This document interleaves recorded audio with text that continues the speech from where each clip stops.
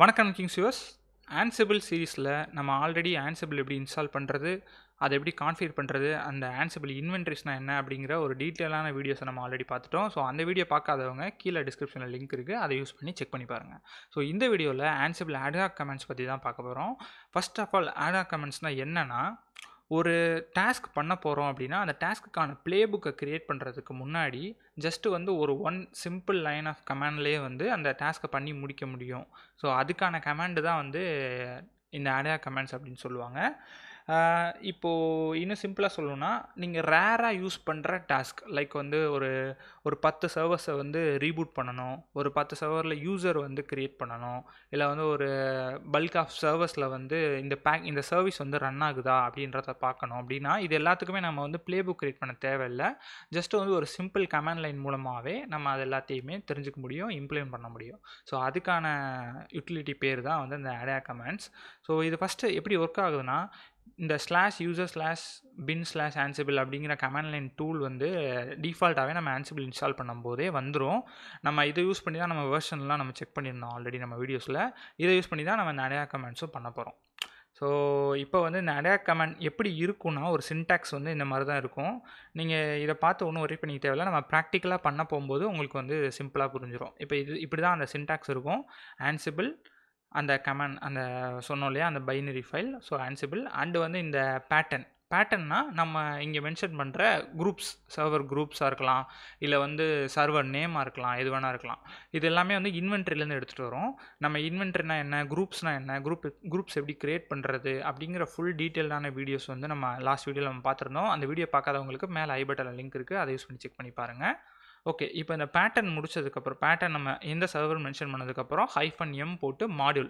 இந்த மாடியூலுங்கிறது தான் நம்ம என்ன வேலை பார்க்க போகிறோம் அப்படிங்கிறத டிசைட் பண்ணோம். லைக் வந்து நம்ம ஒரு சர்வர்லேருந்து இன்னொரு சர்வருக்கு ஃபைல்ஸ் காப்பி பண்ண போகிறோமா, இல்லை வந்து யூசர் க்ரியேட் பண்ண போகிறோமா, இல்லை வந்து ஒரு பேக்கேஜ் இன்ஸ்டால் பண்ண போகிறோமா, இல்லை சர்வீஸ் செக் பண்ண போகிறோமா அப்படிங்கிற எல்லாத்துக்கும் தனித்தனியாக இண்டிவிஜுவலாக மாடியூல் இருக்குது. அது எல்லாத்தையுமே போக பார்க்க போகிறோம்.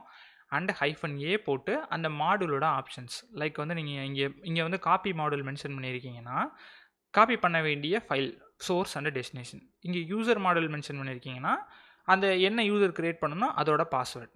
ஸோ இந்த மாதிரி இந்த மாடலுக்குரிய ஆப்ஷனை இங்கே மென்ஷன் பண்ணணும். ஸோ நெக்ஸ்ட் வந்து இப்படி தான் அந்த சின்டாக்ஸ் இருக்கும். இது எல்லாத்தையும் நம்ம ப்ராக்டிக்கலாக பண்ணுவோம். Use cases.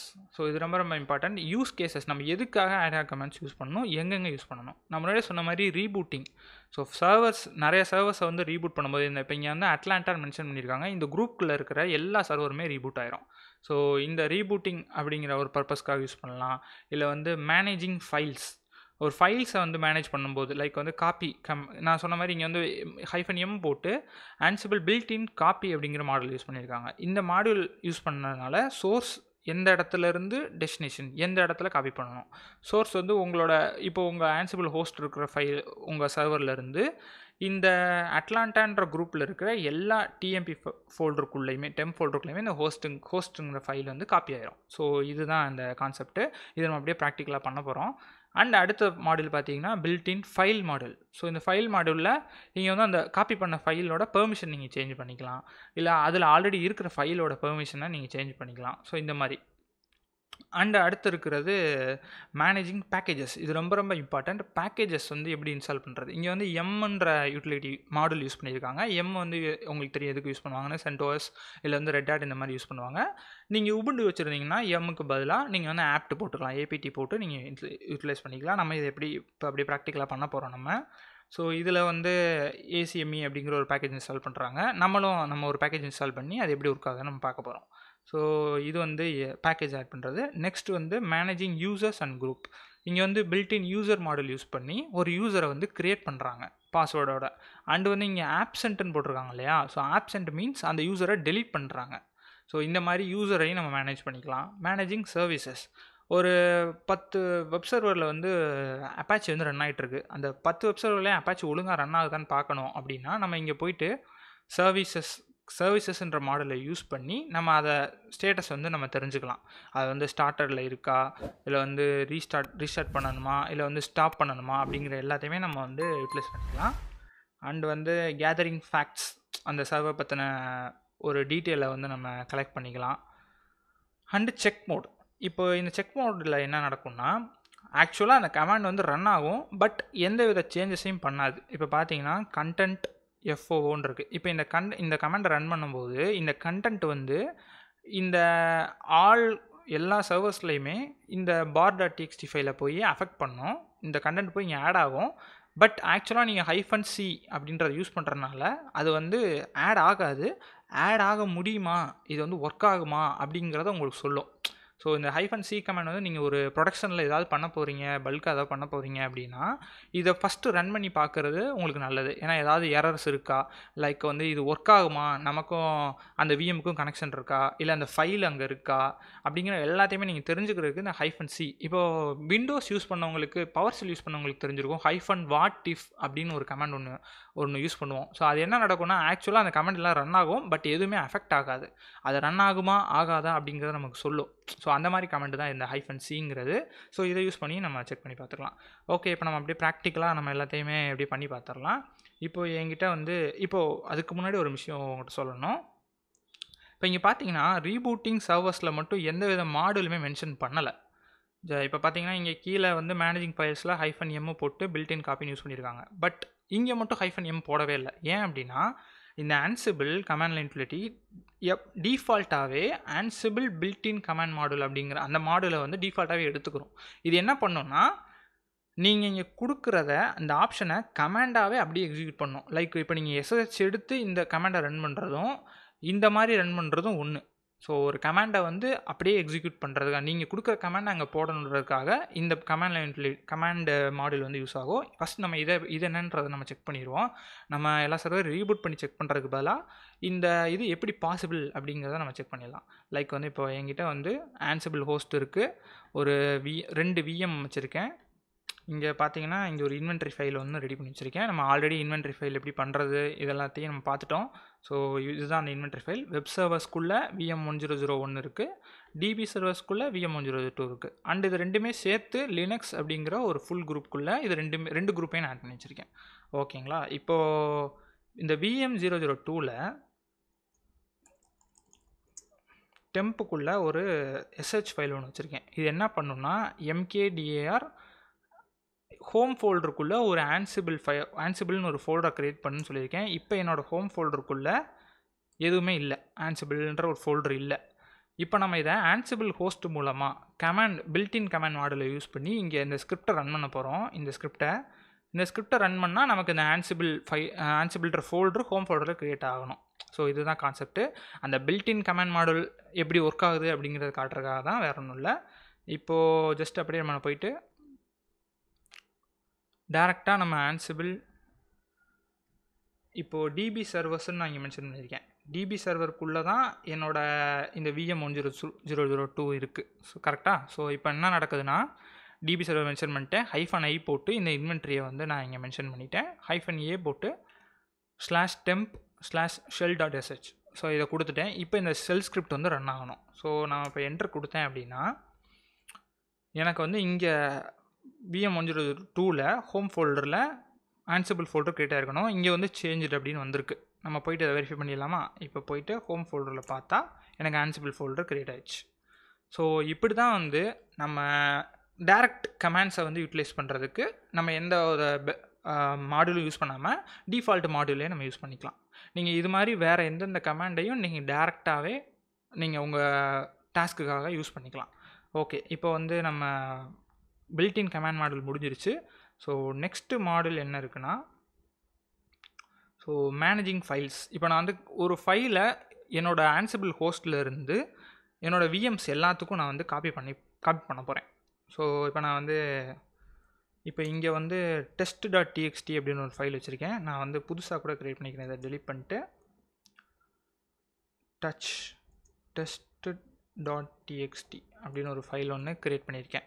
இப்போ இந்த test.txt ஃபைலில் என்னோடய VM101ஓட டெம்ப் ஃபோல்டருக்கு நான் வந்து காப்பி பண்ணணும். ஆல்ரெடி இங்கே நான் வச்சுருக்கேன், அதையும் நான் ரிமூவ் பண்ணிடுறேன். ஓகே, ரிமூவ் பண்ணிட்டேன். இப்போ எதுவுமே ஓகே, டெம்ப் ஃபோல்டரில் டெஸ்ட்டுன்ற ஃபைல் இப்போ இல்லை.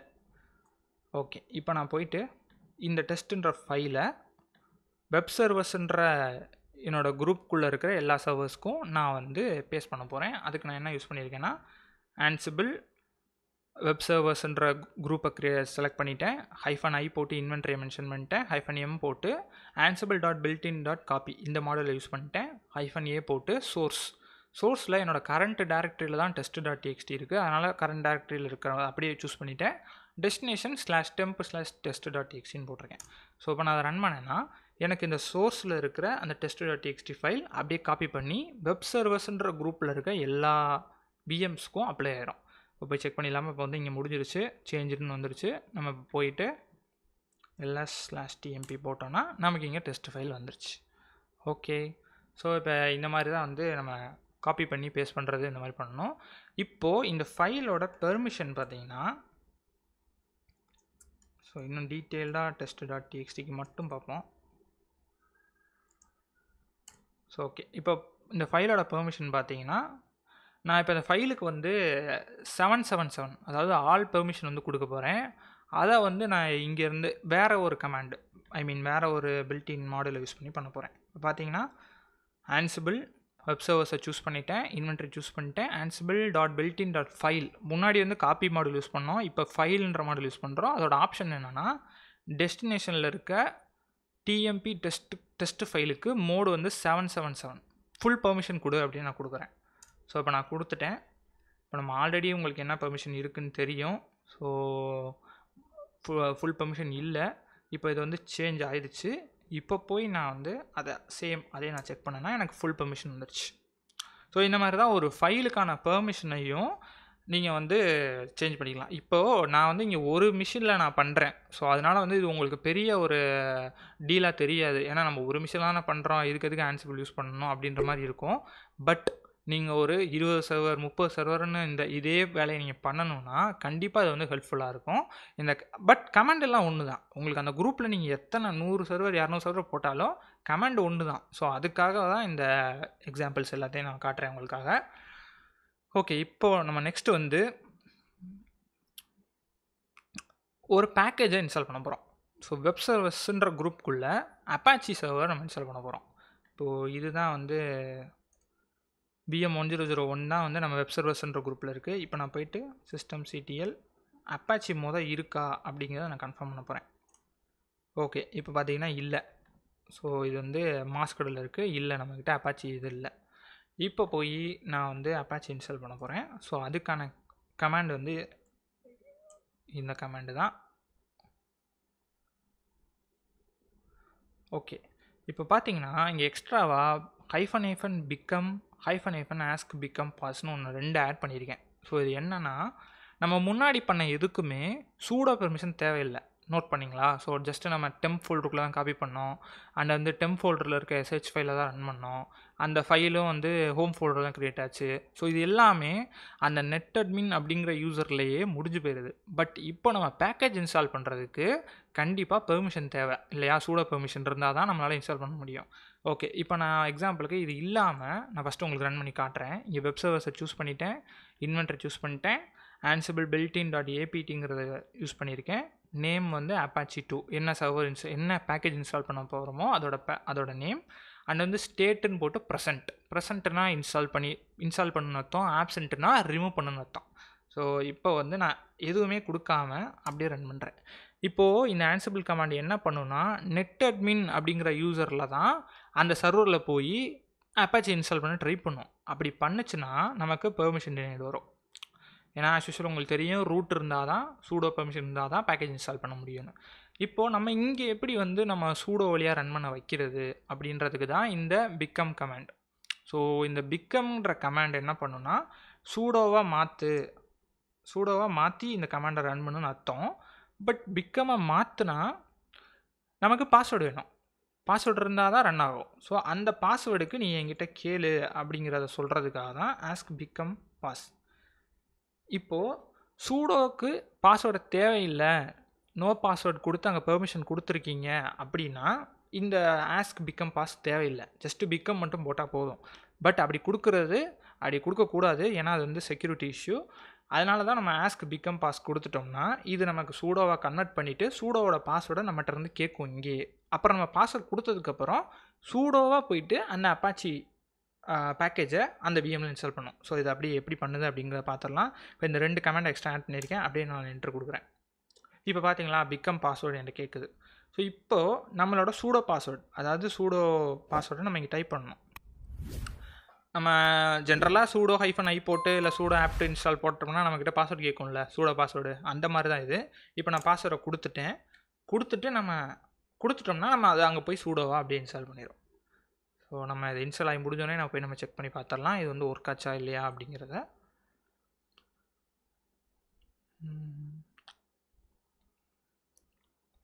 கொஞ்சம் டைம் எடுக்குது.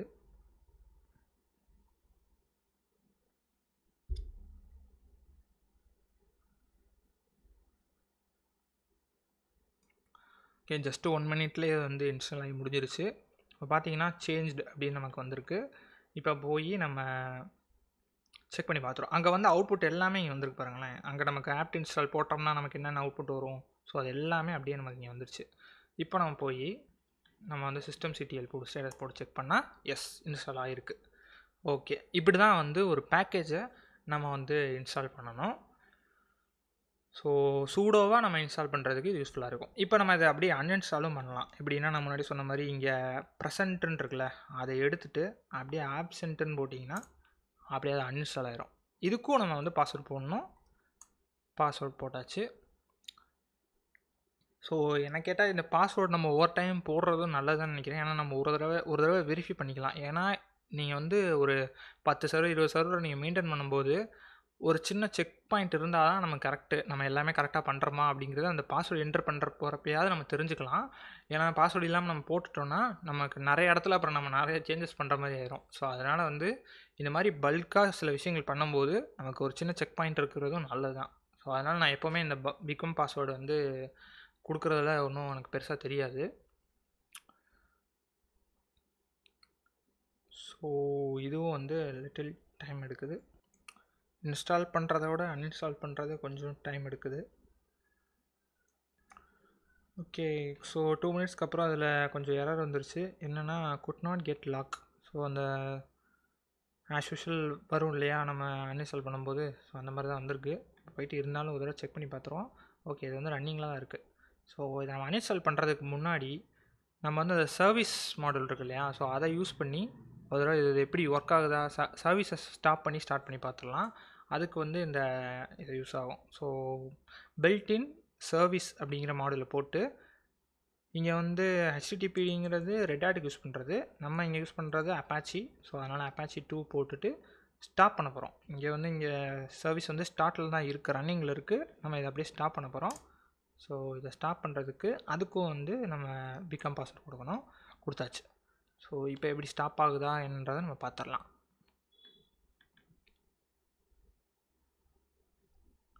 ஓகே, இப்போ நம்ம பார்த்தீங்கன்னா இங்கே வந்து சேஞ்ச் அப்படின்னு வந்திருக்கு. இப்போ போய் நம்ம சர்வீஸ் செக் பண்ணி பார்ப்போம். எஸ், சர்வீஸ் ஸ்டாப் ஆயிடுச்சு. ஓகே, ஸோ இந்த மாதிரி தான் இந்த பில்ட்-இன் மாடல்ஸ்லாம் யூஸ் பண்ணோம். கடைசியாக நம்ம வந்து இந்த செக் மோடை வந்து நம்ம செக் பண்ணி பார்த்துடலாம் எப்படி ஒர்க் ஆகுது அப்படிங்கிறத. இப்போ நான் வந்து VM1001ல் LSTMPயில் test.txt ஃபைல்னு ஒன்று இப்போ க்ரியேட் பண்ணோம், அது இருக்குது. பட் இப்போ அந்த test.txt ஃபைலில் கண்டென்ட் எதுவுமே இல்லை, எம்டி கண்டென்ட். ஓகேங்களா, எதுவுமே இல்லை. பட் VM1002ல்